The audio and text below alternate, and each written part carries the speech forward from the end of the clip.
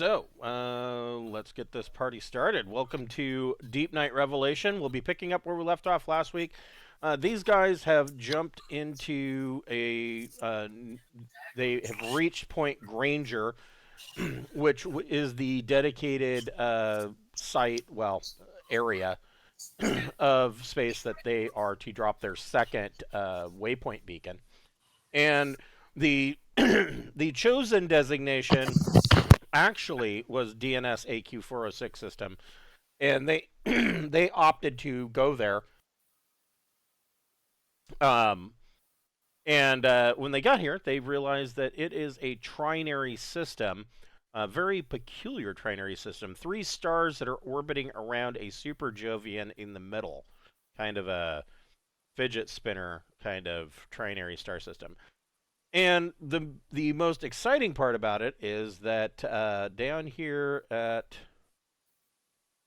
this planet here, they are receiving or they are picking up a very faint repeating signal. And so they have opted to take the Destinex out there and take a closer look. But before we get started, we'd like to thank a friend of the Greenwater Guildhall. None of these are sponsorships or partnerships of any kind. They are just products that we really like tonight.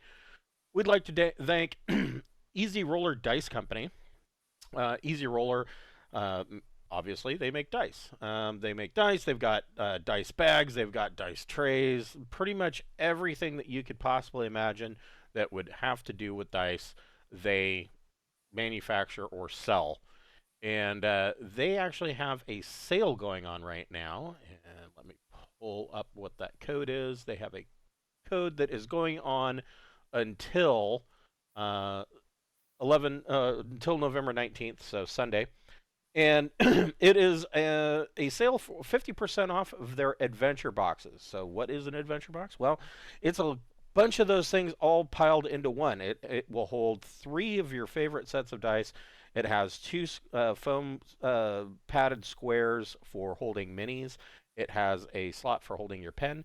And the entire insert comes out. And both the bottom and the top can be used as dice trays. They are padded dice trays. And they have those available for 50% off.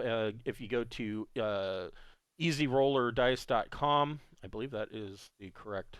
Yes, easyrollerdice.com.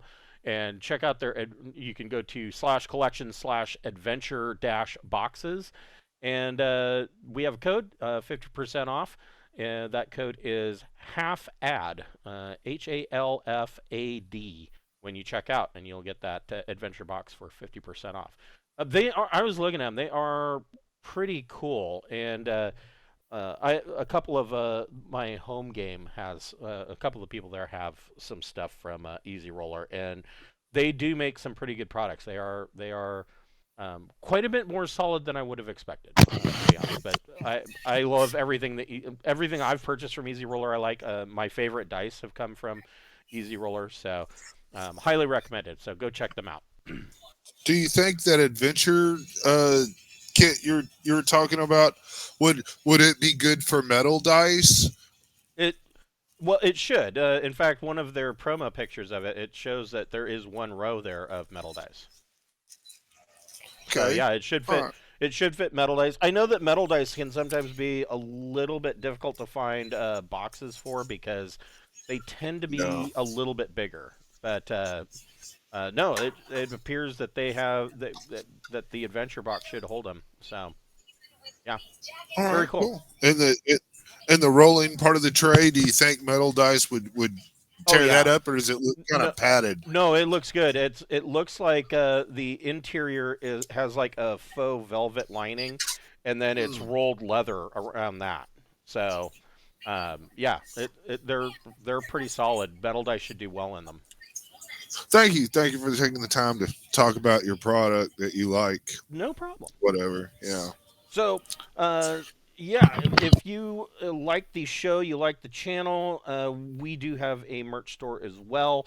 That kind of, all the 100% of the profits from that store go directly back into the channel, and they kind of help us out with all the nitpicky little subscription things and bandwidth costs and all of that. And that is over on Zazzle. And right now, we just released a new set of hoodies. They are the character hoodies from our Saturday Brawnhaven campaign. Uh, one hoodie for each of the characters. So those are now available. Definitely recommend go check those out. And if you want to help us out, get a button, get a T-shirt, get a hoodie. So there's a couple of other items on there too. There's the beer stein, and then we have a fleece blanket that comes in 3 sizes. So anything you want to purchase helps us out, and we appreciate you. So where we left off, you guys were heading towards Alpha 1, and so metagame. So in reading this, man, this map was giving me a headache. So I'm not sure why they labeled it this way. I mean, the A through D I understand because those are the essentially the stars, but then you get down here and it's like, oh well, Alpha 1 is actually number 4, and Alpha 2 is number 5, and it's I'm like, why didn't you just say Alpha 1? Whatever, I kept having to double check. I'm like, which number is that? But yeah, so you guys are heading into the Alpha quadrant or quadrant. Well, the Alpha sector of this trinary system, and so Alpha. So A, B, and C are suns, right? Correct. Whereas D is a planet. D is a super Jovian gas giant. Oh, so it's also a star. Okay, so they're 4-star. Yeah. Well, I mean, yes, it's a gas giant, but I mean, it's so large that it's holding these 3 stars in orbit around it. Yeah. And Well, so we're definitely going to get some cool science stuff with oh this. yeah, I mean, the science team on Revelation are pretty ecstatic because this is a very. I had said last week that this shouldn't exist, which might maybe be true, but it's not. It's not impossible. It would be extremely rare. But the alpha system. Let's see, that is right. Yes, B is alpha. Here we go again. The outside of alpha is a planetoid belt, and the funny thing about the planetoid belt is that both the gamma system and the alpha system both have planetoid belts that you did not detect from long range, and that's not entirely. I mean, long range is not perfect. It's not going to give you highly detailed scans, but yes, they are present, and it seems that. Let's see. It says, what is the star? You want to tell me? So Alpha has an M3 star. So it's pretty red. Not as, and this sounds counterintuitive, but it's true. The red ones aren't quite as hot as the blue ones, and so even at, I mean, this is Alpha 1 here, number 4, is on the closest internal orbit, and it seems like it's from a distance, it looks like a fairly inviting planet. You can, with your long range telemetry, you can actually see that there is cloud layers and water on the planet. Yeah, I would think that all of these suns and stuff would just cause tidal havoc. Yeah.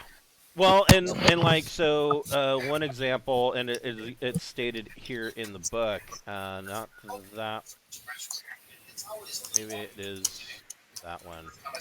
So this one here, actually, its moons, because it gets close enough to the Jovian, with this weird orbital pattern, these 3 star systems basically just kind of narrowly miss each other, but this particular this particular small gas giant here, its moons, it's close enough not only to the Jovian, but its orbit brings it close enough to these other stars that its moons actually have some liquid water on them as well. All right. Well, I mean, this is proof the ancients were messing around with planets. Yes. All right. Well, I guess we just need a survey of everything. We can. So, like I said, you are receiving the repeating signal. I mean, do you want to survey everything, or do you want to just head for the signal? Let's head for the signal. But yeah, we definitely want to be running a lot of surveys. Okay. So, let's see. We brought with us. We haven't really set our crew yet, right? No. I automatically assume that Stimpy's going and that, of course, Pappy is flying. Right. I'm thinking maybe we'll bring our space wizard. Yeah? If anybody is... Yeah, bring David Andrite. Sure. Yeah. That was all I was wanting. If anybody else has somebody they want, they will be useful. I mean, I would think we just want sign some type of astronomer. I assume our lady astronomer is busy with the science team looking at all this stuff. Oh, I definitely, yeah. The science team aboard Revelation has got their eyes glued to telescopes. we could have brought one of them with us. That one lady I think he was talking about, she was on a space station or something, and she studied stars. She studied, yeah. Oh yes, the doctor from Alpha. Yeah. Alpha Doc. Let's bring her too.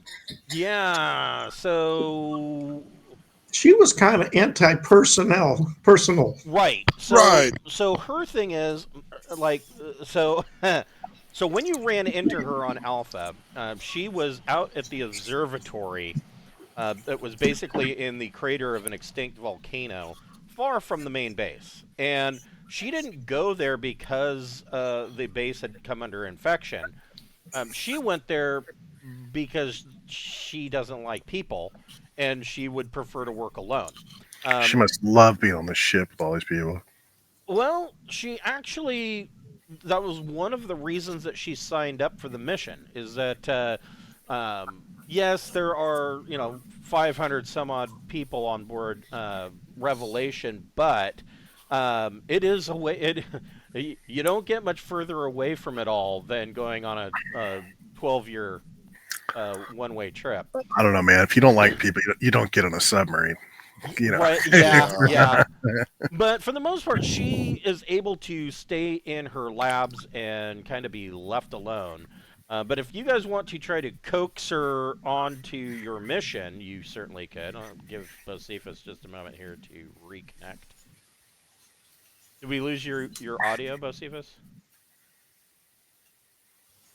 There he is. Yeah, it's flaky. I'm sorry. No, it's okay. It's okay. I failed. I didn't do anything with her. Yeah, if you want to make a persuasion, leadership's not really going to apply in this position because she is kind of equal rank to you guys, except she's on a different division. So it would be a persuasion plus persuasion plus your choice, either charm or social.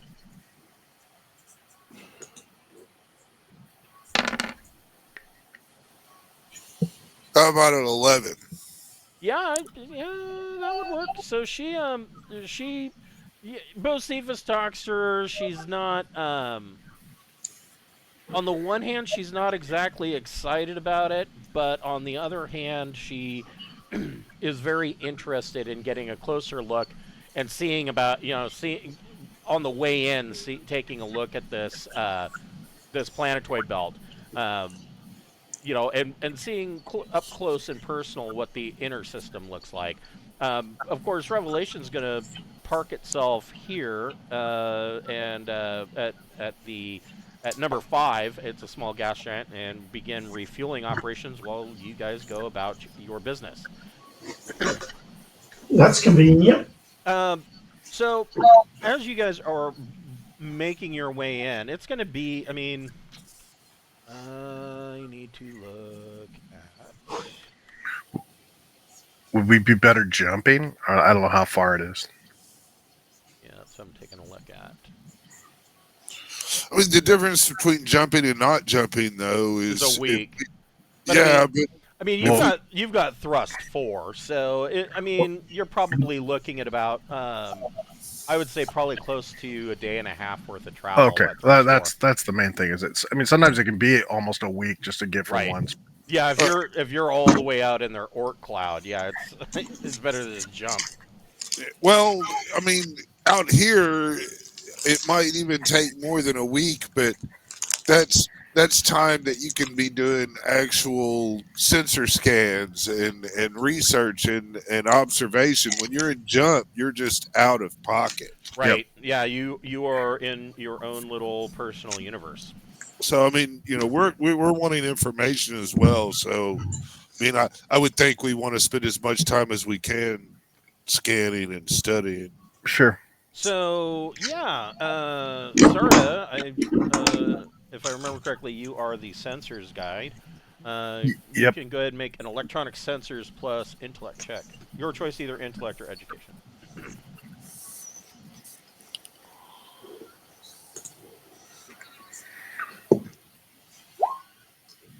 Oof, I rolled poorly. So that'd be 8 plus whatever the bonuses the ship gives. Well, that gets you a 10. Yeah. I rolled a 3. I rolled a 3, so it's. Yikes.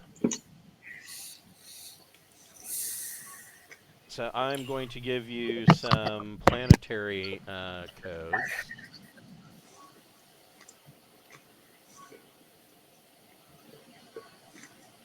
And I'm just typing them out because it'll be easier to do it that way. 3.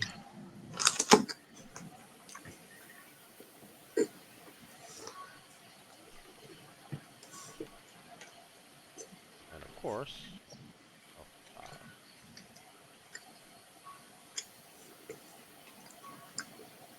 Alright, so I just threw that into chat. So Alpha 1, Alpha 2 is a small gas giant, Alpha 4 is a terrestrial world, and Alpha 5 is another small gas giant.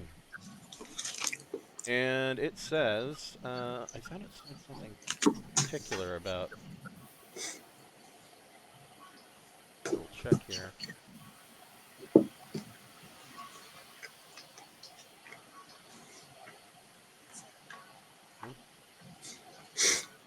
So, yeah, with a 10, what you're coming back with, where this signal is coming from, Alpha 1 specifically, the data that's coming back to your sensors, even at this range, is telling you that it is perfectly habitable world for humans.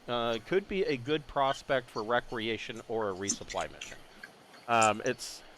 It's coming in from this distance. It's reading a little on the cool side of temperate.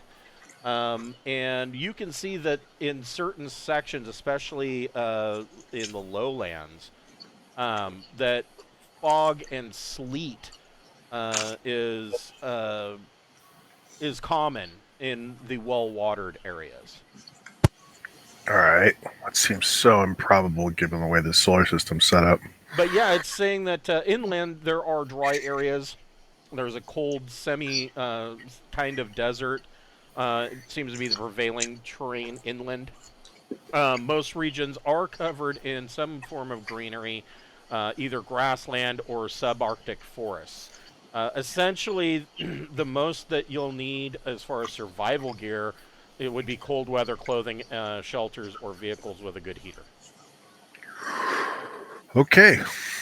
Well, radio that information back to the mothership and keep going. Okay. So, is both Cephas or Randolph doing anything in this day and a half that it's taking to make this journey? You know, I'm still gonna try to work on. Want to work on a concentrated agent to use to kill mold spores, Right. things like that. Well, you've For got you've got some of those. Were you trying to do something specific with it, or? yes, I'm trying to come up with a mixture and formula to do mass defoliation with it. Something like maybe we could do a crop dusting of an area or something. I think if I develop this, I could drop it down on our recreation areas before we come in and land, and it would lower our chance of contaminating crew and stuff during. Yeah. Yeah. Drone So drone dispersion. Yeah. So here is a good question. Let me look at the weapons. So yeah, you do have, and this would actually kind of work. So one of the triple turrets on your ship has 2 pulse lasers and a sandcaster. It would be possible to create a sandcaster canister that effectively shotguns out pellets of this stuff that will disperse over an area. Cool. Yeah, I want to work on the chemical aspect and all that. Maybe I'll ask Randolph if he wants to make me some canisters that will disperse this chemicals for me. Yeah, I mean, it would just be if I mean, you'd have to wait until you get back to Deepnight to do that. All right. Well, But I mean, yeah, it would just basically Randolph would just have to make a mechanic plus intellect or education check and start fashioning that kind of stuff together. yeah. And I have Kim 1 as well. Yeah, so in the chemistry aspect, so yeah, if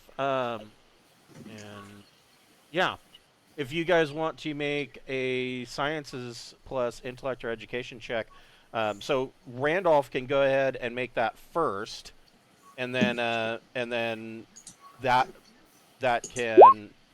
I get a whole whopping 4 again. So it wasn't really any help, but Bocephus, you can go ahead and make your chemistry check. That's twice in a row I've gotten rolled with exactly the same roll. Right? Yeah. Okay. Yeah. So He yeah. makes up for it. Randolph tries to help you out, but you. He stares in amazement as Bocephus does it. Right. Yeah. So you figure it out, and you are able to figure out a way to basically take this concentrated form and put it into essentially gel packets that are going to degrade after they're fired from the sandcaster, and so it'll disperse across an area. Basically, it's going to be like similar to like a dragon's breath shotgun shell, except with Cool. antifungal stuff. Yeah, most of my time is going to be working on things that Athletes help us with power. combat the mold. Yeah.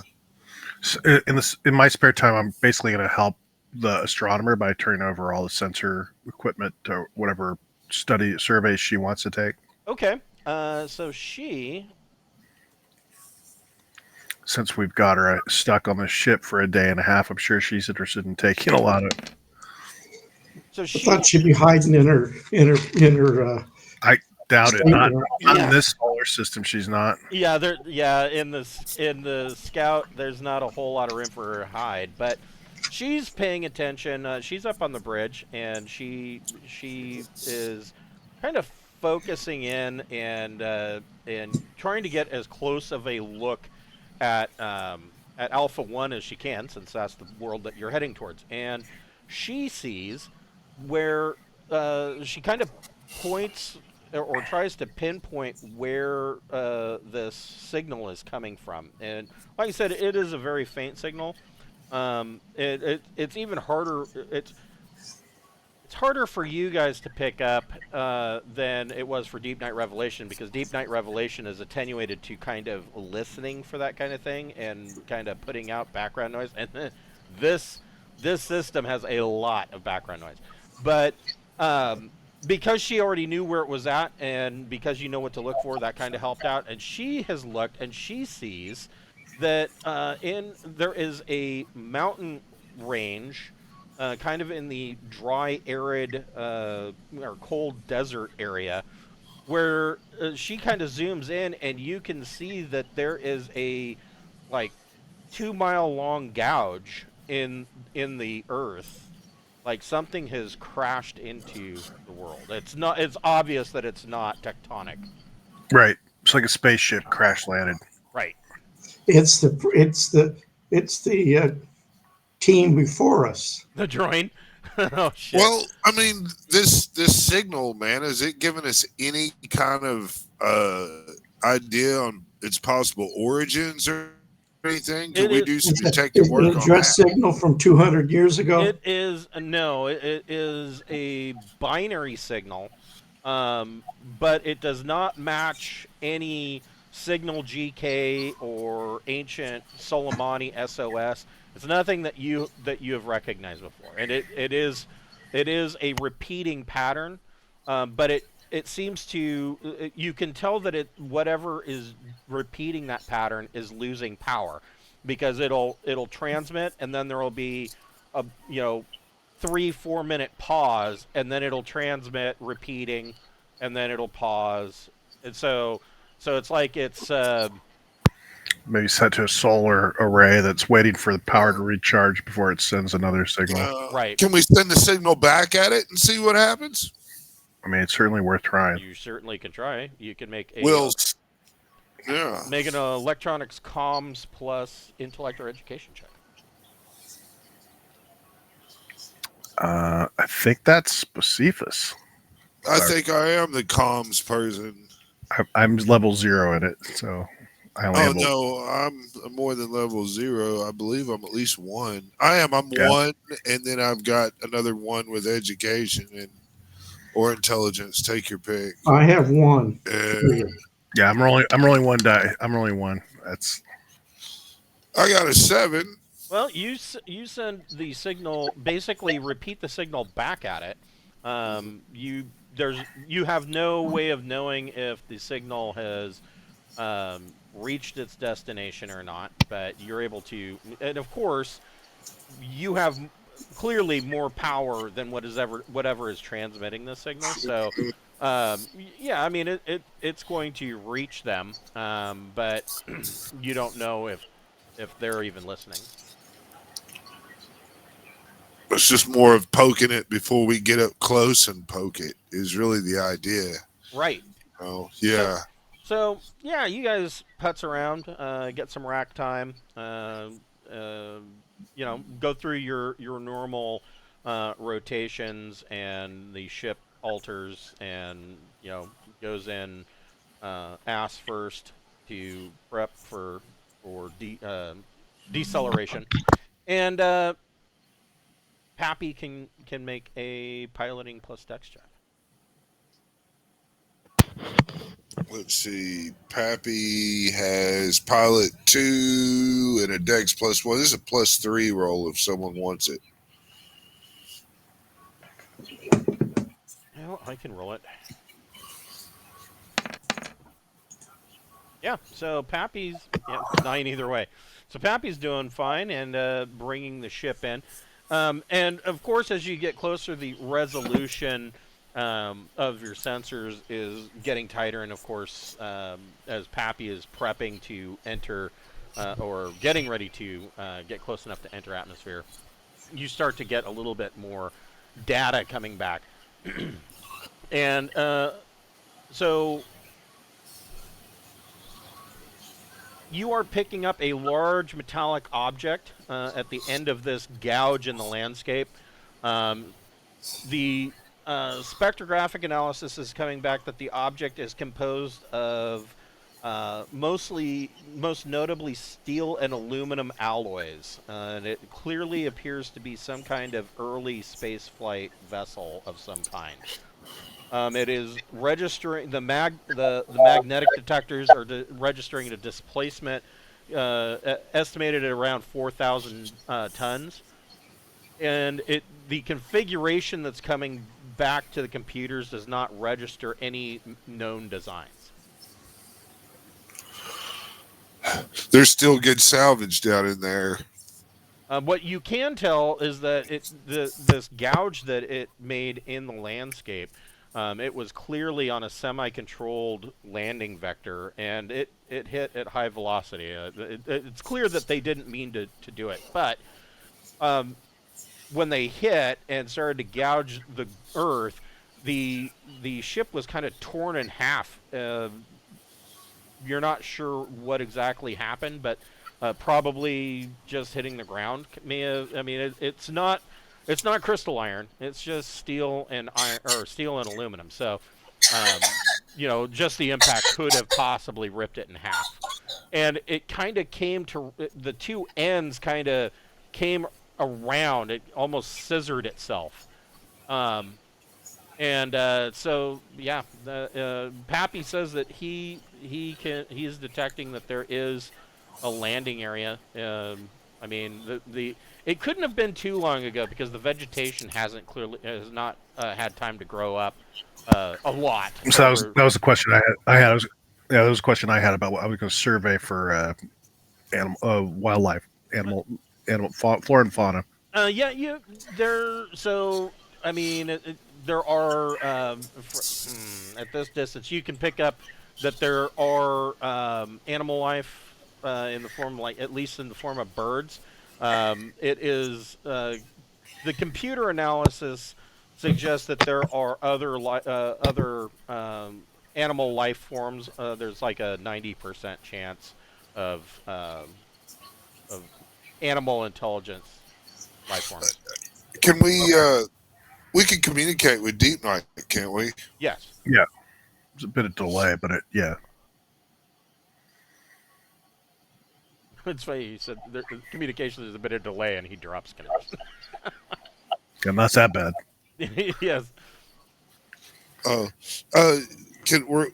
We have evidence of a spacefaring race in the area, Okay. Probably active. Okay. I think we should nuke this planet. We have evidence of a crash. I don't know that we have evidence of a spacefaring race. I mean, well, it looks like a spaceship that crashed. Right. But your message sounded like they were still on the planet. Well, I don't know what They part may of the be on the system planet. they're in, but they obviously crashed. That's still on a this possibility. planet. I mean, they So could how have are we came going to from explore anywhere this? in this entire system? Did we land, but, or are we I mean, still? If this is a somewhat recent, So, as far as how recent it is, like I said, the whatever forced this thing down when it created this gouge, of course, it took out a lot of the plant life with it, and the plant life has not had a lot of time to regrow. So there are some small saplings and whatnot. So maybe within the past 3 years, estimate. does the ship look jump capable? You don't know. You'd have to get up closer. We haven't gotten close enough to. Yeah. I mean, just tell them to be on the lookout. I mean, there's no harm there, but I mean, I would think we have protocols that if there's another spacefaring civilization and we come in contact with it. Yeah, but I don't think we've come in contact with a civilization. We've come in contact with a crash, a wreck, and there's no proof that there's life that survived or is from this system at all. But if they're spacefaring, in theory, I mean, Yeah, they but there's could no- have a military. no proof there isn't the any military survivors. might be able to fuck our ship up. But we don't know that there's any living creatures other than us in this entire system. Right, but you don't wait for them to start shooting at you to start looking for them. We don't wait. We've not found any. We don't believe that. We have no proof that any are surviving. I don't want to convey back to deep space that there are survivors or even individuals. Oh, What we that's want to tell fine. them is what we actually know. We know there is a wreck of a ship, and we're investigating. And we have no evidence of And survivors. so we yet. need to be on the lookout for a spacefaring race in the system because we've seen a spaceship. It may or may not change. Or from outside the system. Well, I mean, that's for later updates. So, But so I mean, are we? I mean, if I was where are we captain now? of Deepnight and I was in a strange system and my crew had seen a spaceship and there's Okay, we're in too theory, far away to actually see we're in individuals. unknown, uncharted space. I mean, that that makes us on a different alert level. We need to start. There is no evidence that there are any plants in this system other than this one can support life. And so therefore, if there's a wreck of a spaceship on this planet with no other signs of life, of human intelligence, we have to assume that it came from outside the system. Well, I don't disagree with that. I'm not assuming anything. Well, I'm merely saying we see this. We need to be on the lookout because it came from some fucking where. And we should and approach. so- I think the message to relay is that we have discovered a wreck and we're investigating it. That's fine. all right. Well, I yeah, agree and with keep that. on the lookout because there might Where's be some others Bophethus? around. I mean, that's all I'm saying. This computer hiccuped and died. So, so there is another terrestrial world, and I was just looking at this map, and evidently, number 7 is on this map. So there is another world in this mix Number that. 7 is No, the it's an asteroid asteroid belt. belt. Oh, that's right. There was another world. I'm sorry, I was saying about. I know that there is another terrestrial world. It's probably in one of the other ones. Anyways, so the scientist or the doctor also looks at the planetoid belt, and she realizes that it looks like this belt was actually a planet, and it seems that Alpha 5 may have been a transient, and that when it came in, or when it was sucked into the orbit around the star, it may have collided with this other world and just kind of tore it apart and shredded it into the belt that you see now. So Pappy wants to know if you want him to bring the Desinex down. I mean, are you ready for landing?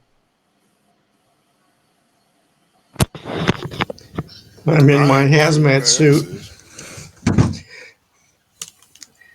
Okay. I think a shotgun is an appropriate weapon. Definitely. So yeah. My flash, yeah. I think I'll have a. Yeah. So yeah, like I said, I mean, yeah, if you want to wear the hazmat suit, you can. But this is definitely, I mean, the atmosphere is Until we completely actually go out and sense and measure the atmospheric pressure and take the air content, and I'll be a little on the safe side. okay. Sensor scan for life forms, for atmospheric content, that type of thing before we land. Yeah, go ahead and make another sensors check. Sensors Sure. plus intellect or education. And it'll be So just my luck when I walk 11. out of the cast that Tyosaurus Rex comes out and. So 11 plus 2 for the ship. So yeah, so your sensors come back, and this world appears to be pretty pristine. Like I said, it's a little cold, but the air is very pure. Of the makeup of the atmosphere, of course, at this now that you're closer, you are able to determine that there are clearly indicators that there is life on the planet. Just through the atmospheric makeup, organisms give off certain gases. oxygen. Yeah. So there are. It seems like there's I wouldn't necessarily go so far as to say as a lot of life, but there is life on the world. Okay.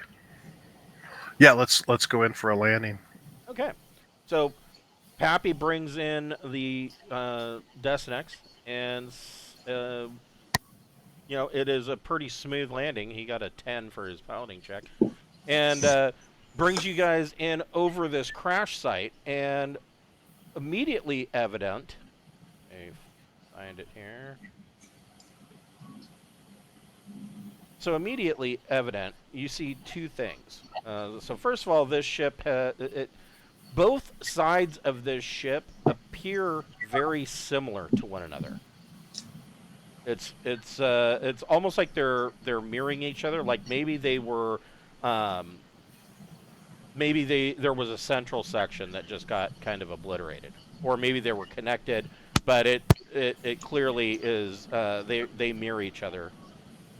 The other thing that you notice is that in between there is what appears to be a makeshift camp that looks like they had just torn out anything that they could from inside the ship and set up a camp for themselves. You do see, and where is it here?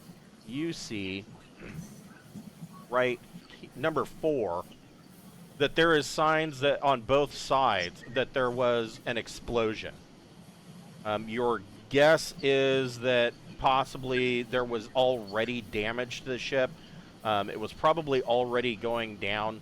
It looks to you, just eyeballing it, it looks like the hydrogen tanks kind of were ruptured and mixed with the atmosphere on re-entry and ignited.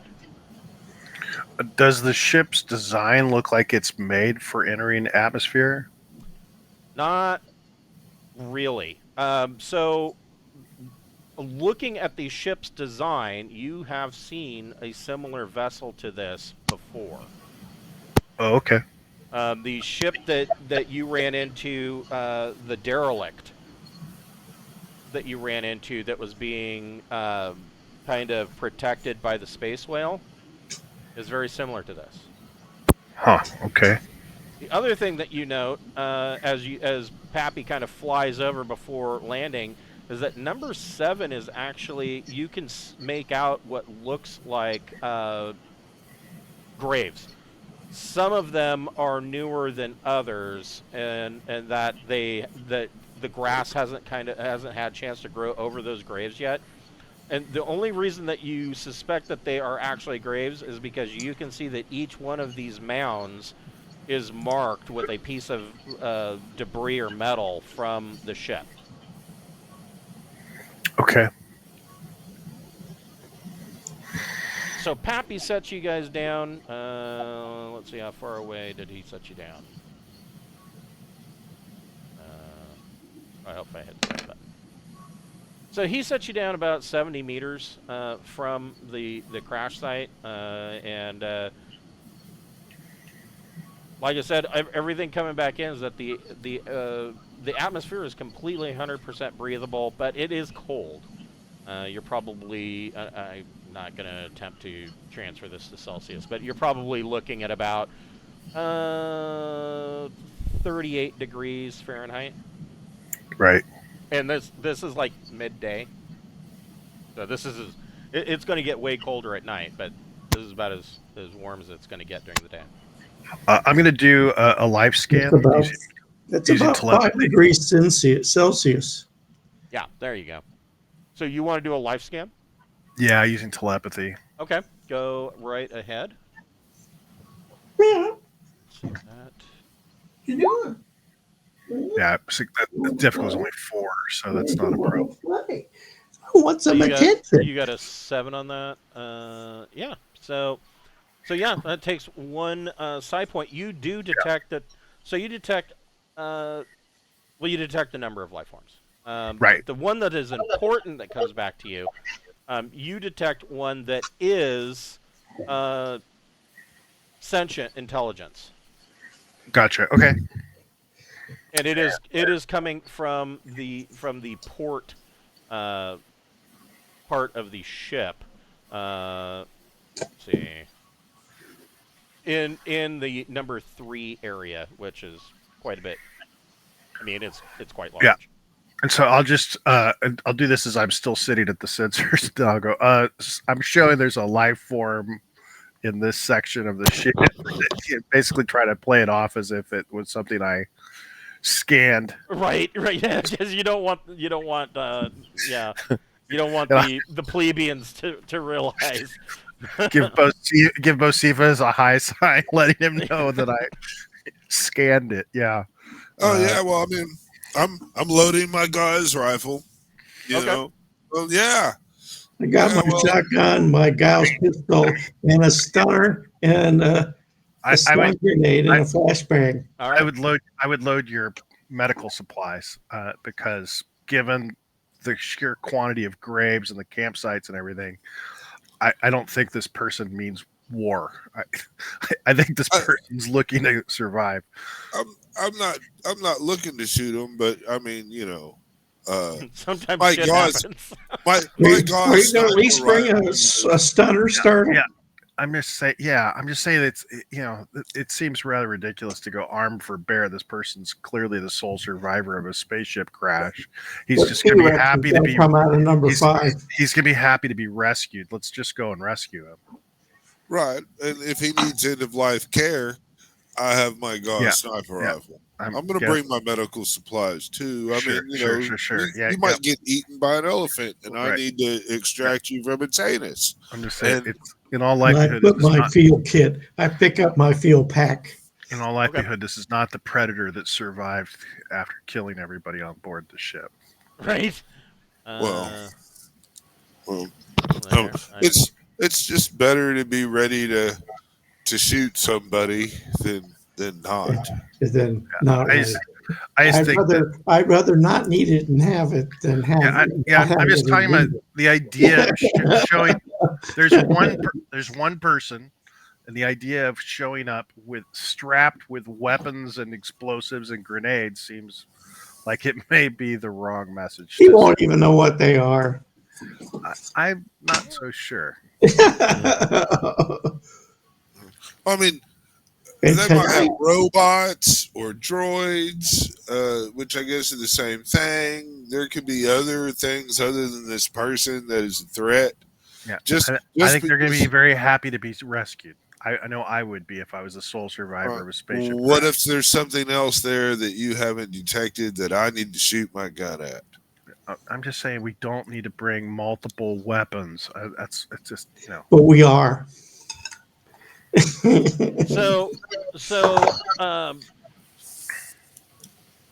just looking at live detection to see how much minutia. It basically just tells you. It's very little.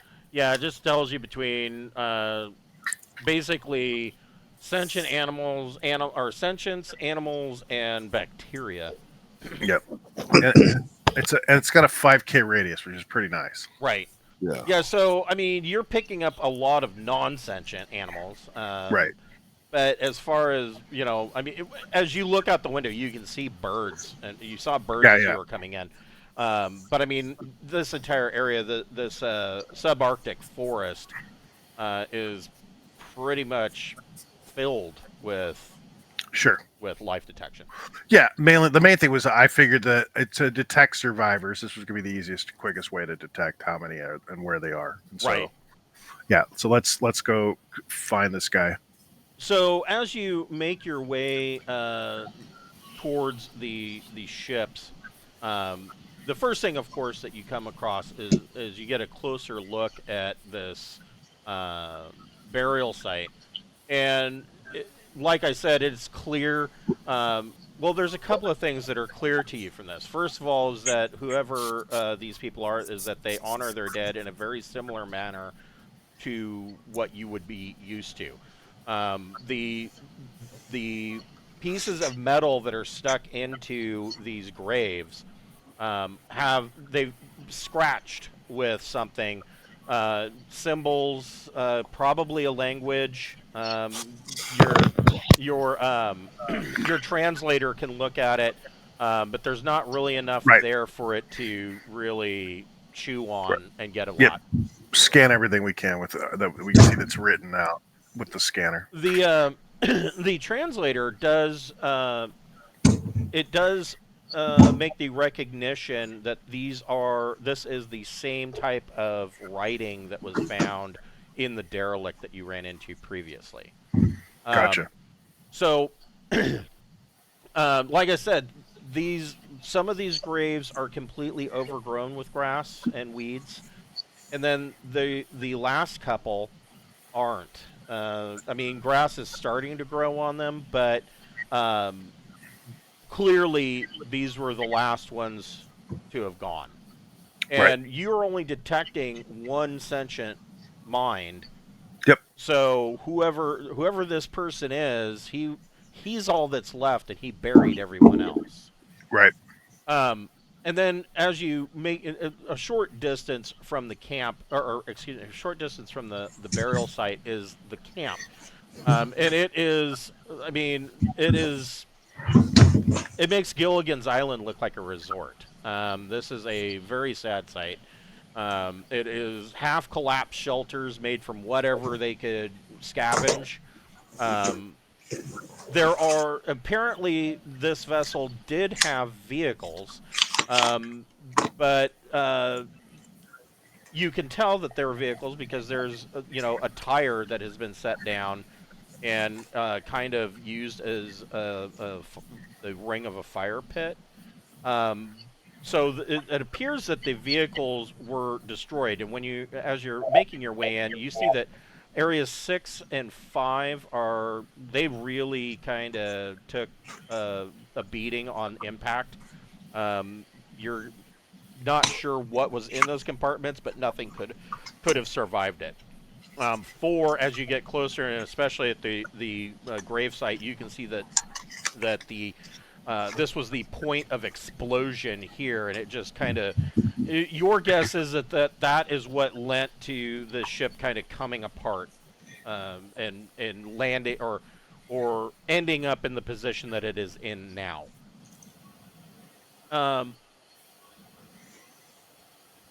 Anybody who wants to can make a engineering power plus intellect or education check.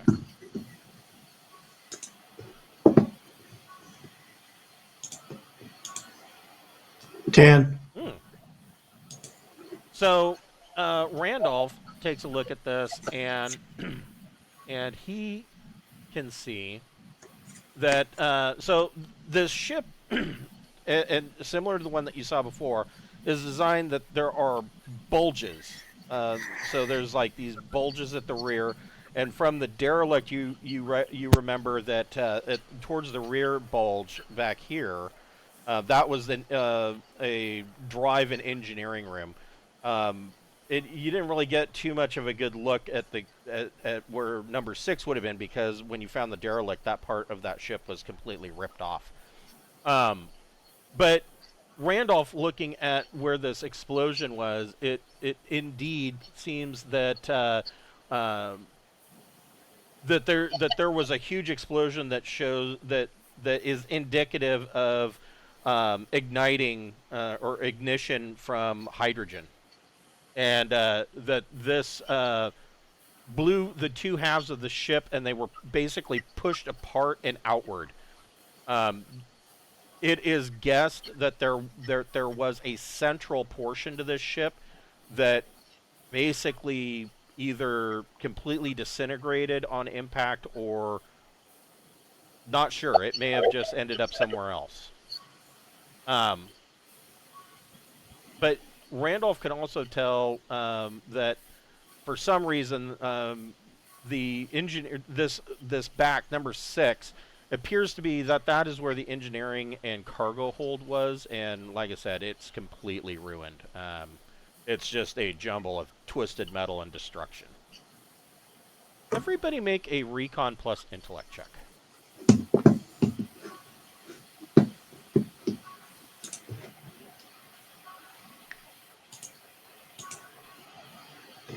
I don't notice anything. No, you don't. Oh, duh. What's going on, man? I like some of that stuff you got, both these. Where's that medicinal? Let's see. Some hallucinations would be good now.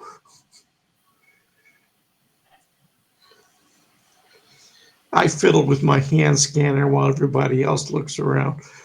Okay. So, let's see here. What did Bocephus get?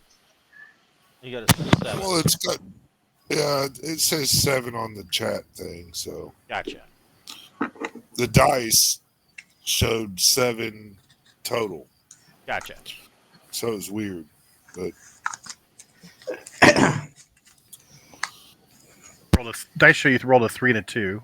Using +2 on it. Well, see, on my screen it says I rolled a 5 and a 2. Hmm. Wow. But Well, I mean, I'm going to go by what the chat says. Yeah, we've been running into this, and I've already tried to report it to.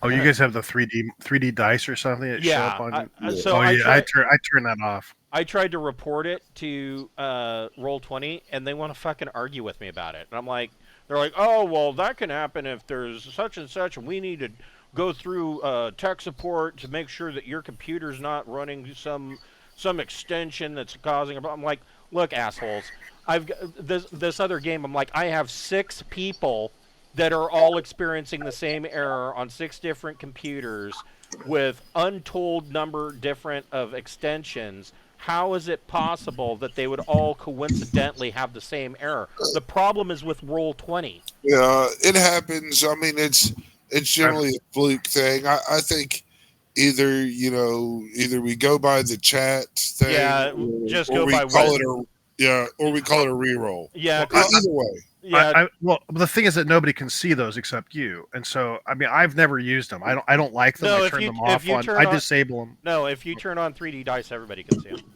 Yeah, I disable them on every single virtual game I'm in. Yeah, the reason why we turn them on is because you get more consistent rolls with 3D dice. But so yeah, that could be the case. Yeah, right. Well, you get more consistent rolls. Like, for instance, like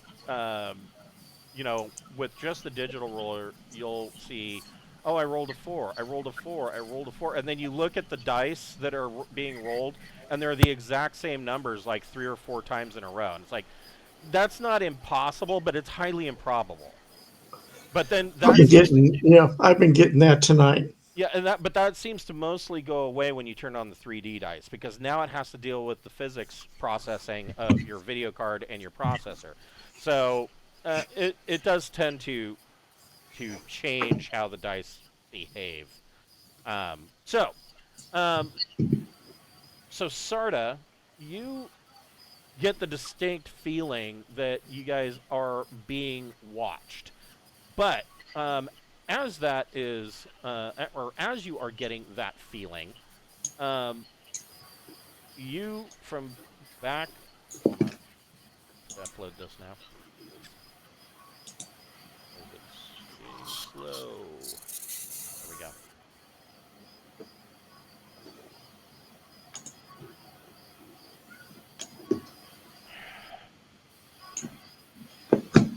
Now that I get it to do what I want it to do.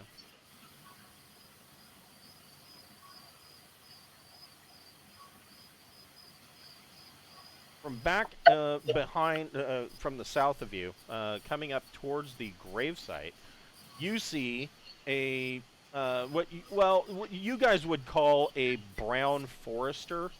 This is what it looks like.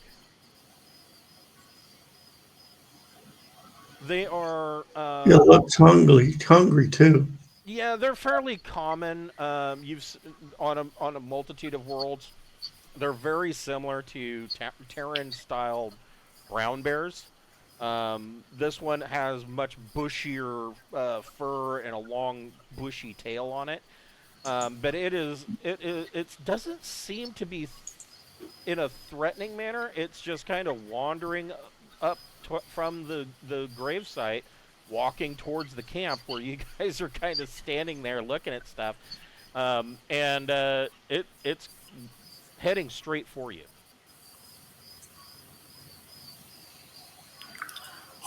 I'll circle around it. I mean, we're trying to get to the area that I detected life form, which would be here, right? Right. So I'm just going to try to go in a large circle around this creature to get to that area. Okay. Well,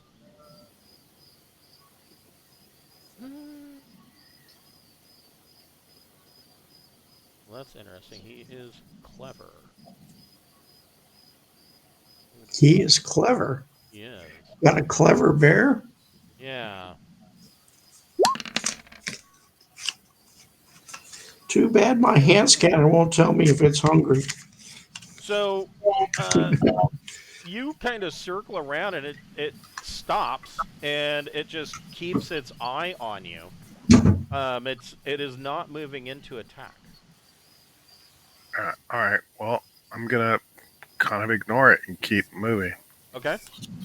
Yep, following suit. Just no reason to provoke it. Okay. What is Randolph doing? Randolph has his shotgun at the ready and is following Okay. the rest of the guys. Okay. So yeah, as you guys kind of circle around it and kind of find I mean, there's plenty of tears in the hull for you to enter this wreckage through. It just kind of watches you, and finally Randolph steps in through the hole, and this forester just kind of slowly wanders over and lays down in the camp. Number 2? Yeah, he just kind of finds a spot and lays down like it lives there. Yeah, I mean, they've either domesticated it or they clearly weren't suffering for food. I think he ate them. I doubt that. If it was a hostile area, you would not dig graves. That creature looks very capable of digging a grave up and retrieving a body from the ground. If he ate them, there wouldn't be graves like that. That's true. That's a good point. And the earth wouldn't be so packed down. And I mean, it's clear that they're graves. They haven't been disturbed. It looks domesticated, which tells me that they didn't have any problem finding meat because otherwise they'd have eaten it. So yeah, I'm gonna just look for this guy. So this section that you have detected him in is really, I mean, the hallways are just a rat's nest of wires, broken, beams have come down. They're just thoroughly destroyed. But you can see that the hallway leads up towards the front of the ship, where your guess would be that would be probably where the bridge is. That was kind of where it was. You can see that there is a bulge section up here, and that's kind of where you're guessing when you found that derelict that was a bridge-like area. Okay. And you can see that there is a hallway that leads up there. Right. And stuff has been moved aside so that one can move up there. So I'm gonna basically call out, hello every so often just to see if I can't get a response. I understand that probably does not understand that, but At least it's a noise, and hopefully won't be surprised. Right, there you go. Yeah. I'll actually vary it up. I won't just yell hello. It'll be like, is anybody there? That type of thing. So it doesn't just think that I'm a creature who has this one call, but it makes hello over and over again. Right. Okay. So as you are kind of moving up, you still have this feeling like you're being watched, and there is plenty of wreckage for whatever would want to be hiding and watching you. And you're still, of course, feeling that you're in close proximity of this intelligent, this sentient intelligence that life detection has told you. So that lasts 1d times. Oh, I guess not. I guess it's only 1d times 10 seconds now. It's a pulse. It's a pulse. Yeah. Yeah. So yeah, there are plenty of places for whatever this guy is to be hiding and watching you and figuring out. But the hairs in the back of your neck are sticking up like, yeah, we're being watched. You don't necessarily feel threatened, just that you're being watched. Sure. All right. No worries. And so you guys make it up to the bridge, and even though this is the initial point of impact, most of the computer consoles and whatnot seem to be intact. Wow. Okay. There is a a solar panel that is kind of hanging out a gash in the hull, and it is wired to a comm beacon. What appears to be a comm beacon, and this comm beacon is active. There are lights, and there is a screen with a whole bunch of alien gobbledygook on it. All right, scan it. Okay. Scan the gobbledygook. Okay. So yeah, the translator Also checking out like the instrumentation and I'm assuming seats of some sort. Try to get an idea of like how big is the body of the people that would have piloted this ship. What type of a configuration they might have based on instrumentation and stuff. So whoever wants to can. So we're gonna have a couple of rules here. Whoever wants to can make a. The first one would be a electronics comms plus intellect check. I think that's Bocephus. Sounds like a Bocephus thing. Yeah. Okay. And the next roll will be a investigate plus intellect check. I have a 1. Yeah, I'll make my roll of a 1. 8. Okay. So Bocephus kind of looks over this comm console, and yeah, it's operating on bare minimum power. The solar panel's just not quite up to powering it completely. But what he is able to determine is that it has received enough damage that it's impossible for it to receive anything. Its receivers kaput. But its transmitter is working. Sarda, you're looking around, and so if you remember, there were that derelict did have some bodies on it that Bocephus they were very badly damaged due to explosive decompression and just the general environmental effects of being out in space for a long time. And these seats are there's not really chairs. What you are finding is very peculiar. You are seeing that throughout the walls, just yoga balls. No, they're not even yoga balls. You're seeing that there are what appear to be handholds. Oh, okay. On the floor and on the walls. There are some on the ceiling. Well, given that, I'll look around to determine if it looks like the ship generally operates without gravity. Like if it operates in a 0G, like environment. Okay. No, it appears that it does have some rudimentary grav plating. Who wants? Was it Randolph? Do you want to do a engineering power plus intellect check?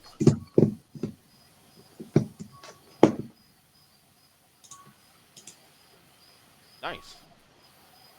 So a couple of things. So Randolph, you're able to kind of with the very limited power that's in here, you're able to determine that yes, it did have gravity, and you are able to pull up some technical schematics. The two things that stand out to you is that evidently when this thing was fully operational, it has a fairly early design of a maneuver drive. Not unlike, ultimately not terribly unlike what you would have in charted space, but it would be it is harkening back to some of the antiques that you have seen of early Volani and Soleimani maneuver drives. It is about 50% bigger than what you would normally have. And it doesn't appear that it's 50% less effective. Right. It doesn't appear that it was capable of much more than thrust 1. The other thing that you can see is that they have what you would consider to be, in air quotes, a proto jump drive. That this thing probably, in your opinion, from the schematics that you're seeing on the screen, probably should not have been. If it was used, it should have been like a test flight because it doesn't seem like this should be implemented in a ship of regular use. This shouldn't be in a ship of the line. This is far too big a ship to be a prototype. I mean, be an experimental craft. I mean, Right. this to me this seems more like a desperation move. Yeah, this proto jump drive, it was capable of jump 2, but from everything that you're seeing, like it is highly inefficient. It uses a ton of fuel. Uh, no pun intended. It uses probably about 50% more fuel than would necessarily be needed for a jump 2 ship, and it just you're looking it over, and from what you can make out, you're getting the feeling like this thing is probably prone to miss jumps. Yeah, I mean, I've got jump engineering 4, so that would certainly be something I'm interested in, is how the jump drive functions. But I mean, my guess would be something this big is more along the lines of, we need to evacuate our planet. We've just figured out jump technology. Let's make a big ship and get the hell out, even if we don't know how it's going to work. So yeah, this seems more of a desperation move than it does experimental. Randolph, But yeah, let's try to find this in it. I pull out Sorry. my hand scanner okay. So you pull off your hand scanner. What are you and scanning? set it to life activity Okay. and start pointing around, seeing. And it's only good for 50 meters, but I'm seeing if I can see a life sign. So as you do that, um, you pull out your hand scanner and you're starting to turn to your right, but over your left shoulder, something kind of winds its way down from the ceiling and taps you on the shoulder. And when you look, there is a hand, and it is pointing at the screen. And you turn, and there is this alien looking at you. Hold on here, I will show you. And I shit my pants. And he looks like this. And he is not threatening anyway. He has 4 legs. Yeah, And to call his Mark. his feet end in grippy hand, like their prehensile feet, and he's gripping onto to these grips on the ceiling, and he just kind of folds down, and he pats you on the shoulder, and he's pointing at the screen, and he is calmly. He's got 4 eyes, maybe 6. Yeah, he's got like 6 eyes, and he's pointing at the screen, and you can't understand a word that's coming out of his mouth, but it sounds an awful lot like he's explaining to you in just a casual, nonchalant tone of what that screen is saying and what that computer does. Just say hello. Can we help? You know, start the translator going and try to get him to talk as much as possible. And talk back to him. So, And what is this again? What did you say? What is this? So Bocephus looks at as you say that. Bocephus kind of turns around and sees this guy, and he reaches up with one hand and grabs a grip, and kind of in a almost monkey-like fashion, he comes down. Hold on here, I've got probably even a better picture. He's got a funny hat too. Maybe those are headphones. It's Marvin the Martian. Yeah, here we go. So he looks like this fully.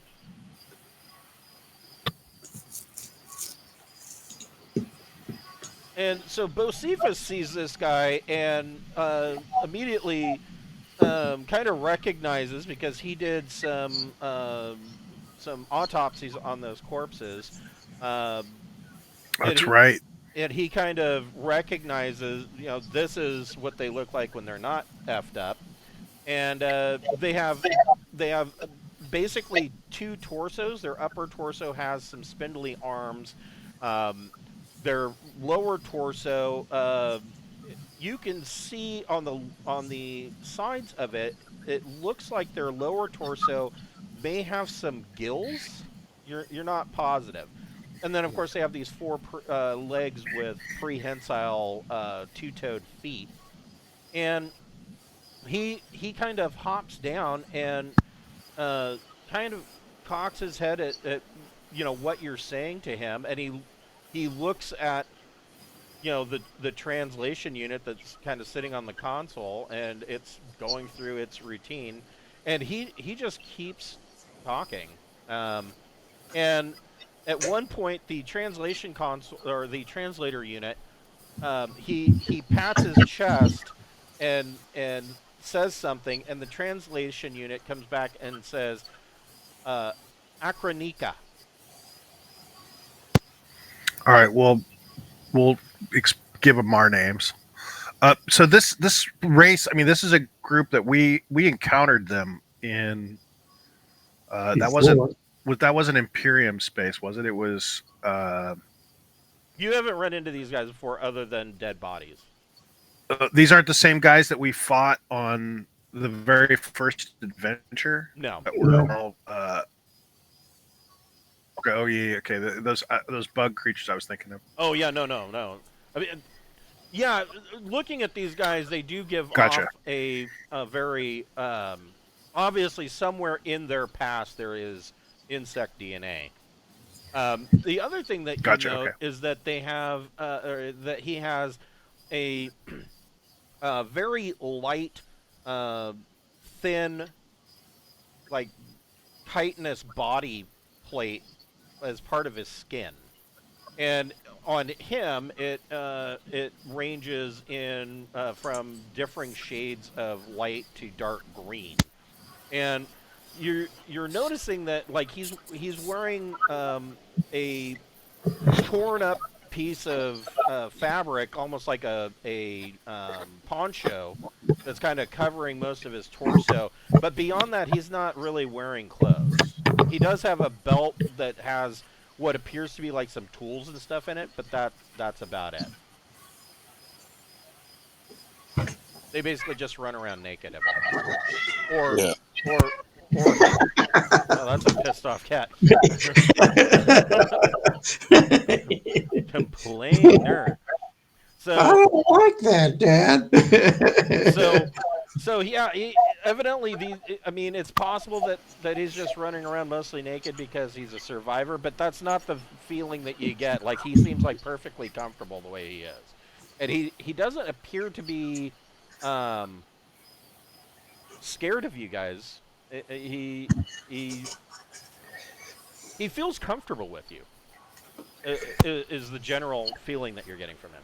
All right, we'll point out the alarm, the SOS signal that we got, and basically, point to that and say that we heard that.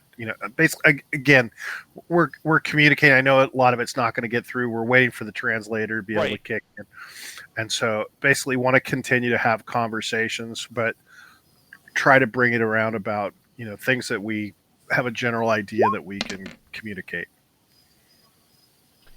Yeah, he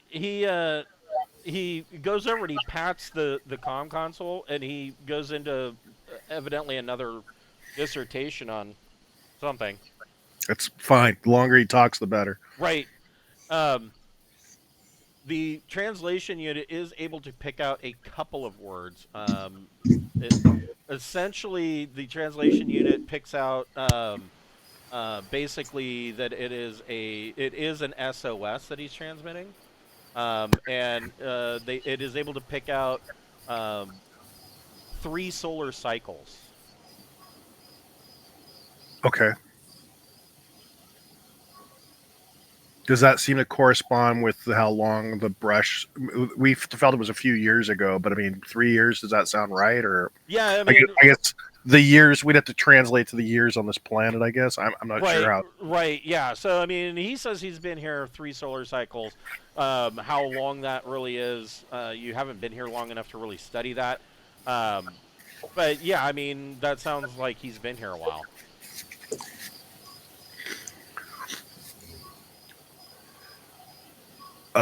Basically, see if he, Does he look like he's injured or hurt at all? Or Yeah, I mean, if Bocephus wants to look him over, he could. I sure do. I'll give him a meta scanning looky look. How about an enema? well, I mean, it's rare that someone has an urgent medical need for an enema. Okay, so 9. yeah, Bocephus, you look him over. He does appear to have, you know, lots of scarring on his chitinous plate. So he has healed from previous injuries. He's got minor cuts and whatnot that you're able to kind of look over. Aside from that, the biggest problem is he does appear to be a little bit malnourished, maybe a little dehydrated, and he looking at Sarda, he he points back down the hall towards the hole in the hall that you came in, Okay. and starts.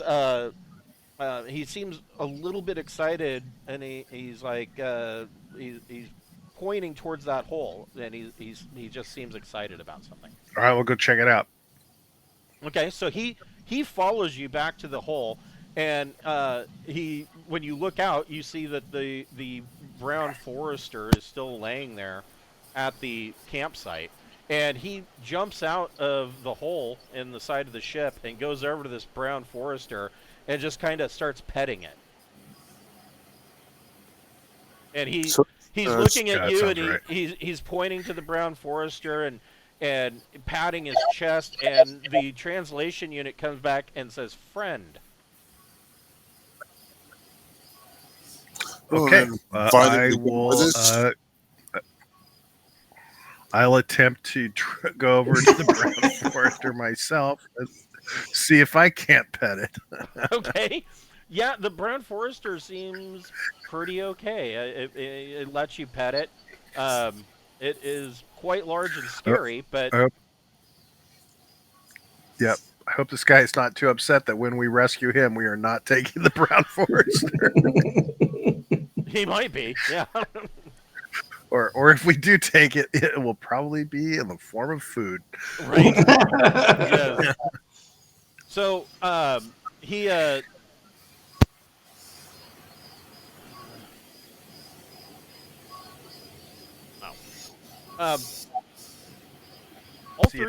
all three of you can make a recon plus intellect check.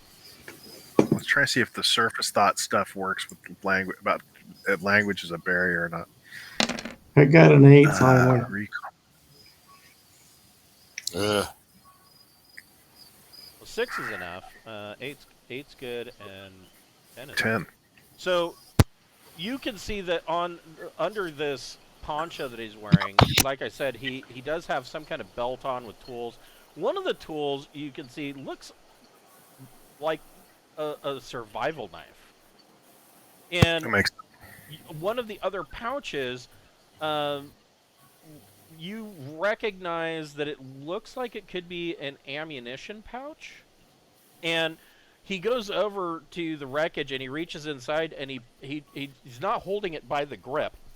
He grabs it by the middle section, and he pulls out what appears to be like a bullpup style carbine, but it's very weird looking.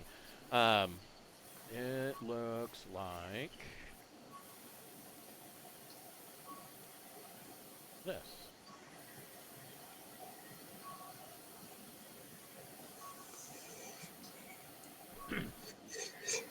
Grease gun. That's weird. That almost looked like a big pistol. Yeah, it can be fired one-handed, yeah, but it doesn't. I mean, just looking at it, you're not able to really tell a whole lot about it, but it does. Just the barrel itself doesn't look like it has a very large caliber. And he just grabs it, and he comes walking over to you guys and pats his chest and goes into a long dissertation and points up at the sky. All right. Basically, He's saying there's something pointing- in the sky. Yeah, I mean, all we can really do is record what he's saying and hope that we eventually can get the translator going. And so I'll point to the ship and ask him, basically say it doesn't look like it was made to land. I'll indicate the point to the ship and then like make a signal like to land on the planet, type thing. And basically, try to, tell him it doesn't look like your ship was. He looks back at you and he kind of shakes his head and he goes, Yeah. Yeah. All right. Well, I will point to our ship and basically ask him if he would like to travel with us. Again, I'll just sort of point to him and then point to our ship and say, and then point up. Type thing. Would you like to come on our ship up? Let's see. Yeah. I would imagine he's not too attached here, other than his raccoon bear friend. Right. Yes. Yeah, he gets the basic gist, and he nods and just starts heading towards your ship. All right, these guys they definitely have an interesting emotional. They're non-emotional. Well, I don't. Yeah, or they just adapt really, really quick. Very pragmatic, one or the other. Or at least he is. Basically, ask if there's anything he wants to bring. Point around to the campsite and stuff. I mean, it's I don't. No, he's got basically everything. He appears that he has everything that he could basically have left in this world. If either you or Bocephus wanted to try a read surface thoughts, you could. Yeah, I'll give it a shot. Oh. I'll look for electronic records. I'm looking for database, hard drives, that type of stuff. Anything that may have survived computer-wise. Wow, that's a great roll. That is a really good roll. So, over the next 30 minutes, Bocephus is kind of reading this guy's thoughts, and he, Sarda kind of stops him and points back at the ship, and you guys kind of go back in the ship, and Sarda's able to communicate that, with hand motions, looking for hard drives and data, and it takes him a few minutes to understand what you're doing, and then it finally dawns on him, and he starts basically pulling out what appear to be some kind of magnetic memory storage, not nearly as compact as the memory crystal storage that you're used to. I'll look for a drive that may fit in, so we can remove the drive too if it seems to be working. And even if it's not working, having a version of it will help us duplicate it. Right. So if you, whoever wants to detach what this thing's coming out of for the hardware needs to make a mechanic plus intellect check. That's Randall or somebody that is not me. So Randolph pulls out a screwdriver and a multi-tool and starts taking this. Basically, it's a NAS drive that he's pulling out. But Bocephus, you're kind of reading his surface thoughts. This poor guy, you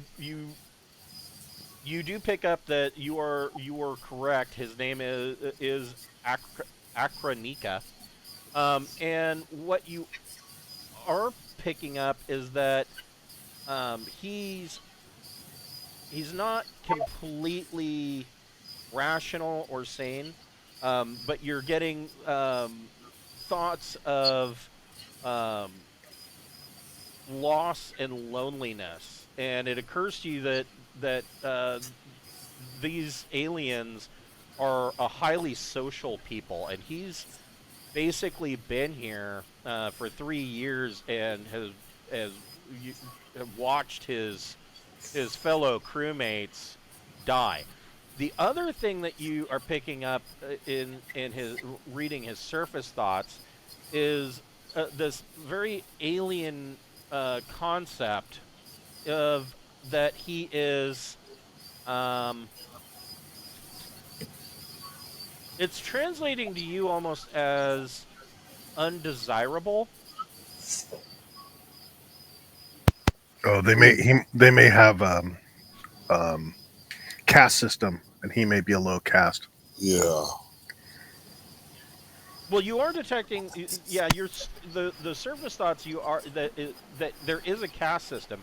Evidently, he is the most rudimentary way of describing it is a thinker.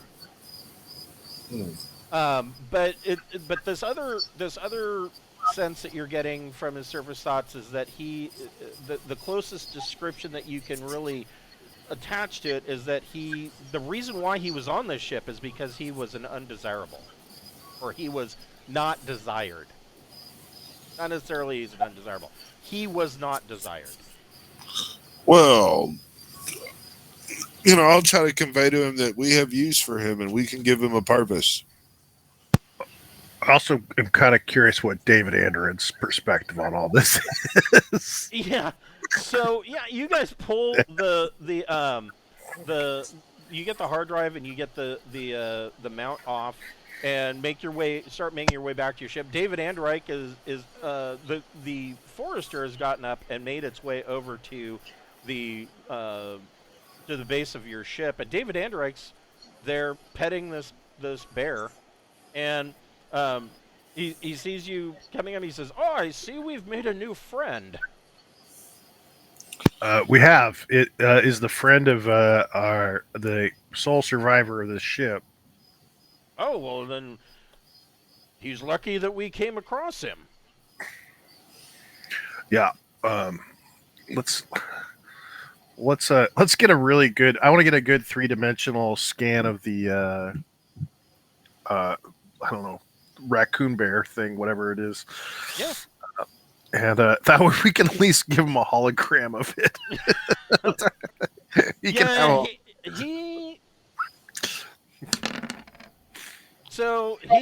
He is, of course, a little sad at having to leave his one and only friend that has been, by his side on this world.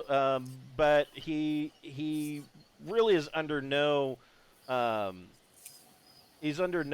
delusion that it would go with him, and so he takes his time to pet his bear and say goodbye, and you get a good 3D scan of it, and David Andreich comes over and pets the bear, and David Andreich kind of reaches down and he grabs the alien's hand and shows him how to do a handshake, and this alien's like looking at him like, what the fuck is this? He's just got this weird look on his face, like, these people are weird. But the alien's like, okay, and then he turns around and he holds out his hand to Randolph to shake your hand. Okay, and so he goes around, shakes everybody's hand, and this alien's like, okay, that's when in Rome. Yeah. And so David Andreich kind of leads him up onto the ship, and he goes, he seems like a nice fellow. Yeah, seems like he just needs company. We need to get him on the education program, the acclimation education program. Get him acclimated to life with us. Maybe our alpha doctor chick might like to spend time with him. For now, we need to keep him talking as much as possible so we can get a good translation. Right. This is a chair, and we sit here.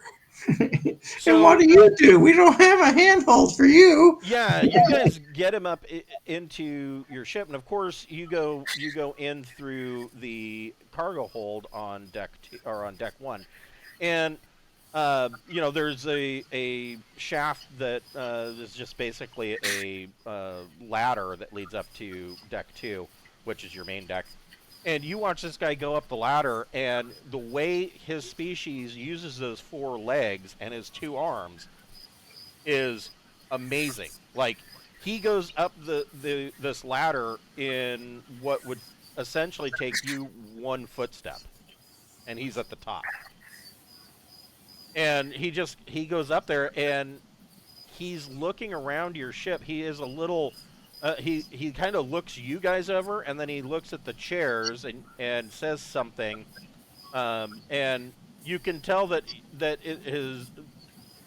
chairs are not completely something that he's used to, or at least not in this configuration. But he looks at you guys and can understand. But he's got a built-in chair. well, yeah. Beyond that, he is absolutely amazed by your ship. So basically, I'll start walking around and explaining what everything is. Try to encourage him to talk out loud about it, so that we can try to hopefully get translation working better. So one of the things that Bocephus, when you checked him over, when you did a medical scan of him, the gills that you notice on his lower abdomen, it appears that there is a vestigial there are air sacs in that lower abdomen that he can fill via those gills that would provide some form of buoyancy, almost like a blowfish. So do you think he might be an aquatic creature or semi-aquatic? Probably was at one time, would be the guess. I mean, these air sacs are actually still functional, but in a couple 100,000 years, it'll probably be like our appendix, or I guess they're more along the lines of like our tonsils. Not entirely needed, but they still function. Or adenoids. There's another one. So as you're kind of leading him around the ship, he is. You can tell that he is asking questions, but you have no idea what he's asking. I'll try to puzzle it out, but basically, my main goal right here is honestly. We want to tell him. We want to show him the bathroom. Yeah. The first thing you always show an alien that you have a hard time communicating with is where the fresher is.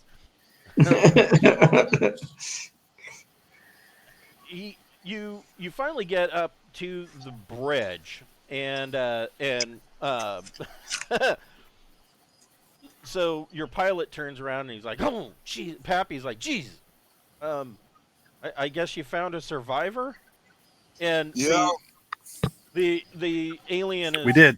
or Akranika is amazed at your bridge, and he goes over and you can see that he's looking at your astrographic display, because you have holographic controls, which blow his mind, and he realizes that he can grab the astrographic display and zoom in and out, and he can do all sorts of stuff, and he kind of zooms way out and plots a course, and he points, and the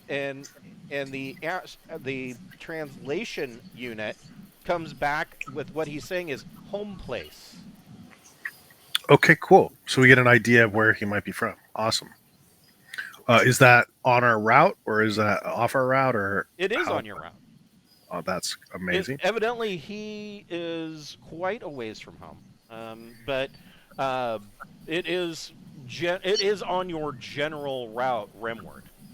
I want to try to send a thought to him. Okay. Telepathically. Okay. So I need a 10. Yeah. To pull this off. Oh, well, he gets my thoughts.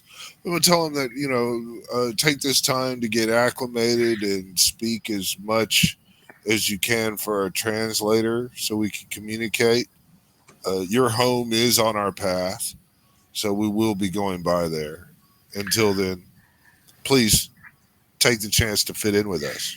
I'm wondering if they were all sent here away from the home. Like he said that he was unwanted. There's a Not necessarily. Yeah, I guess unwanted works, but it basically comes. The thought is that he wasn't desired, and it seems like he wasn't desired by a singular entity. Oh, okay. I was thinking maybe. You got a Dear John letter. Yes. Yeah, but I was thinking at first that maybe this ship is pretty far away from home, has a shitty jump system, and so maybe it was like, hey, our planet's getting overpopulated. Let's send these fuckers out. Let's get rid of these. So one of the other over the 30 minutes that Bocephus was reading his thoughts, it's just starting to get to the point where it's going to be using that time up. Bocephus is able to determine that this guy was on an exploration ship. That's what this wreckage is, an exploration ship. That's an exploration ship. They don't know what the fuck they're doing. That's a big exploration. Well, they've got a lot. 4,000-ton exploration ship, yeah. Well, we got a 75,000-ton exploration. Well, it wasn't originally an exploration. Right, but I think along the lines of scout ships. When I think of exploration, right? ship. Yeah, this well, and for instance, the derelict that you ran across, you can see that they're similar. It was quite a bit smaller because it was more along the lines. Well, when I say quite a bit smaller, it was the wreckage of the derelict that you found was around 2,000 tons. I'll bring up the video footage of that derelict and I will show it to him. Yeah, he gets really excited and points at it, and he then gets a closer look at the derelict, and you can see that he kind of gets a little bit sad. Right. I mean, yeah, it is sad. And so I will say this is the only other time that we've encountered your species. So he kind of he gets he perks up a little bit and points to you and points to the hologram of the derelict, and he says he asks something in his language that the translator comes back and says, "Survivors." No, I'll shake my head. No. And he seems to get sad again. And then I'll take our display and I'll zoom really far out and I'll show him where we're from. Okay. And say home. So you say home or home place, and it translates that word back to him, and his eyes get wide, like he is shocked. Wait till he learns about the mold entity. Yes. Which isn't too far away from his home world. So Pappy is kind of watching this whole thing go on, and he goes, "Do you want me to lift off, Skipper?" Yeah. At the same time, this does look like it is a pretty decent place to set down if we want to send people here for water and supplies. This planet looks like it might be pretty safe for people to come down and restock. So yeah. So why don't we do a quick survey to see if we find a better location than this? Sure. So let's do a flyover of the planet to try to get an idea of maybe the better place for area for us to have people from the deep space come down and get supplies. Right. So mineral scans, that type of thing, looking for whatever kind of goods that we know we're looking for in our general travels. Go ahead and make a sensors plus intellect check. And Pappy goes ahead and lifts off, and Akranika just kind of keeps watching everything. I'll let him hang out. I'm rolling crappy for the sensors today. 8 plus 2, 10. So I'll let him watch basically everything, and I'll actually talk out loud of what I'm doing. I understand that he won't understand what I'm saying, but Yeah, he Something he just continually. It seems like he's a chatterbox. He perfect. clearly asking questions, and realizing that uh, more or less he's talking to himself because he realizes that he doesn't understand you either, and so but he just keeps talking, and Well, in breaks, I'm explaining out loud what I'm doing. Under the assumption that we're talking about what's currently going on. right, You know, right. and the hopes that translation will eventually make more sense. Yeah, the translator does seem to be picking out like one or two words, but nothing to really make out a whole lot of a sentence. Yep, If it does pick out a word, it's enough to spark a light bulb that oh, that's what we're talking about, kind of thing. sure. Um, and he looks back over at the astrogation computer of where you came from, and he points, and the translator says home place, and then he looks to you and he says um, in a question he says uh, not desired. I will say on a mission. No, on a mission. And basically explorers. And so, I mean, I don't know. He mentioned We try to exploration. show him a video of slideshows that show like the mold spore and the different stages it takes Show him a over as a horror movie. rat. Yeah, basically, even all the way down to video of the sport out drawing guy, I'll, I'll, and look I'll, at him and nod I'll, of like, yeah, we're going to kill this shit.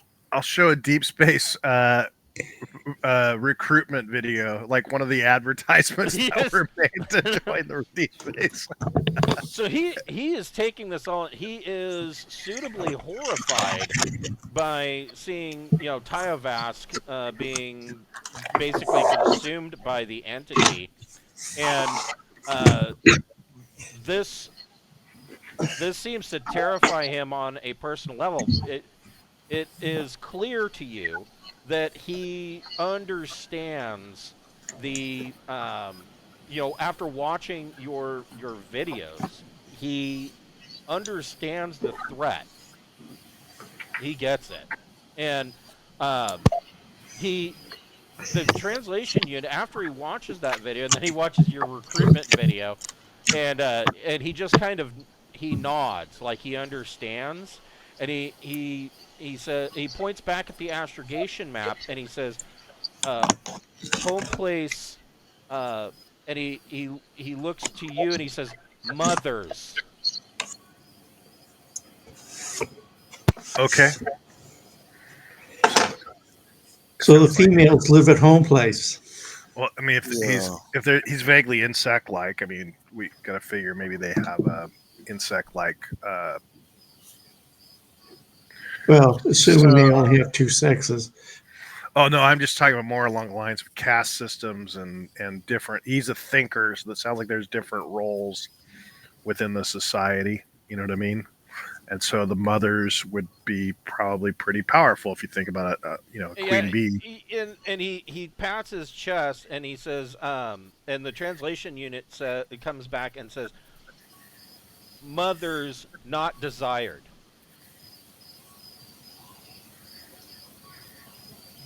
All right. Is he thinking that we should go have sex with his?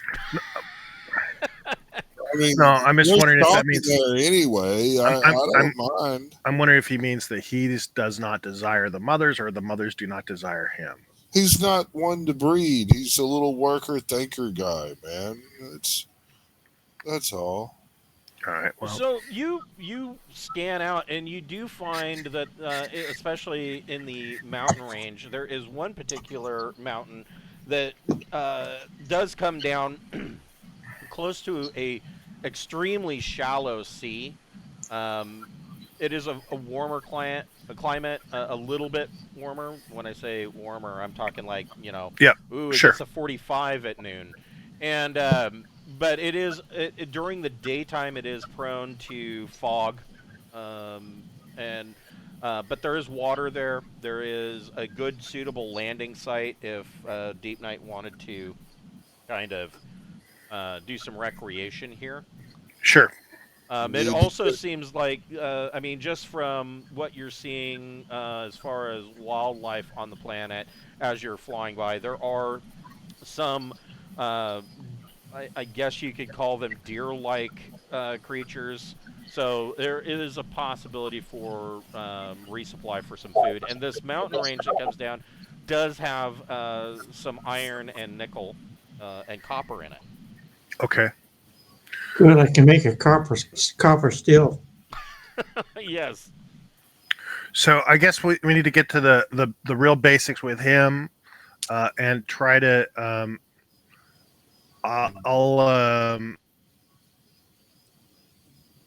I'll show pictures of different types of food, Okay. specifically like plants and animals, and try to get an idea of like what do you eat, to get an idea of like, does he eat meat, does he eat, does he have, trying to figure out like, obviously he's lived as a survivor on his planet for 3 years. He had to have either been eating vegetation or or meat, and so try to get an idea if he's a meat eater, vegetable eater, that type of thing. Try to get an idea of what. He doesn't. Otherwise, he doesn't seem to have any dietary restrictions.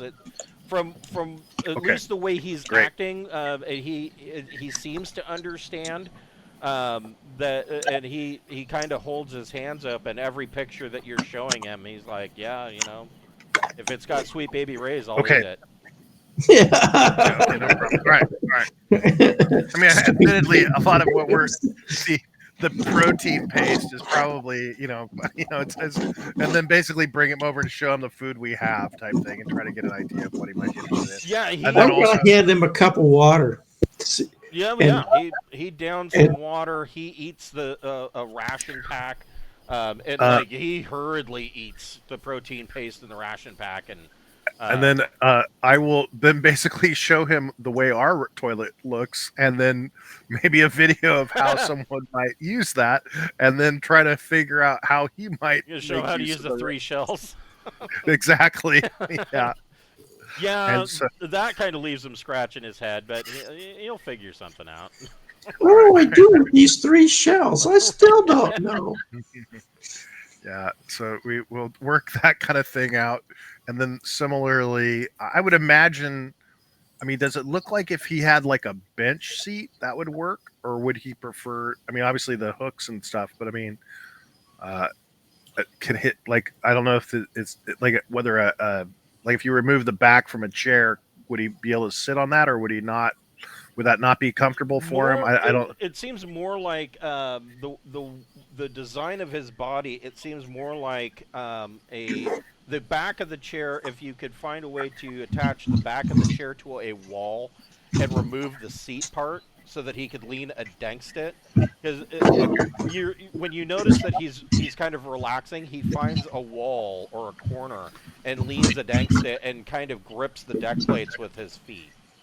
All right. So we'll have to work out some kind of standing desk situation that is comfortable for him. Bocephus will take it upon himself to make the most disgusting tasting dishes he could find, and see if the insect guy will eat it. Right now, the insect guy will eat just about anything. He's, like I said, he's been on this world eating nuts, twigs, and the occasional squirrel for quite some time. That won't stop me. He's gonna go through all of his krill recipes. Yeah. Yes. Everything. Maybe he'll like poop, and then we can just, then he has a purpose. He could be one of the recyclers. As you're doing the basically the survey, he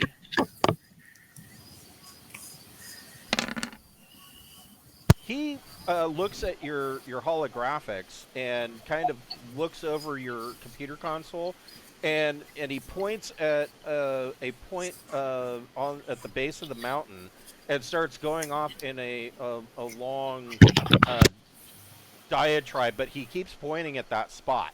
When you look at the sensors, you are picking up that there is a platinum deposit there. Okay.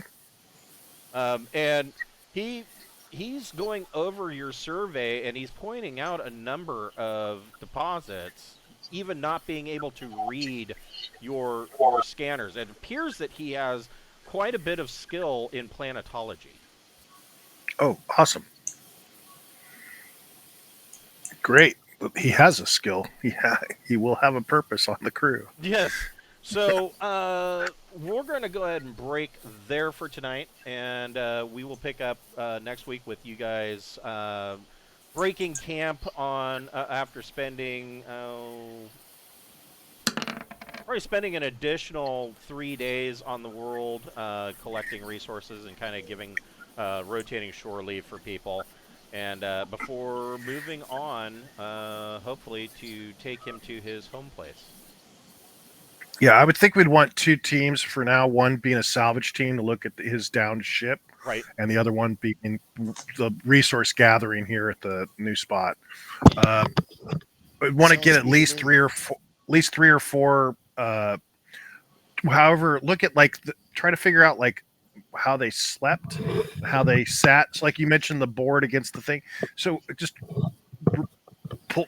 I'm sure we can pull some of those things out of that ship, so that we can relocate it to somewhere on our ship, so that we can create have basically a shortcut to making it easier for him to be comfortable.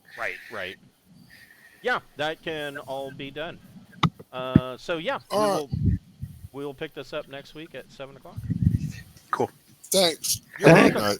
Have a Thanks, good night, man. guys. I'll see you next week. Take care. You too.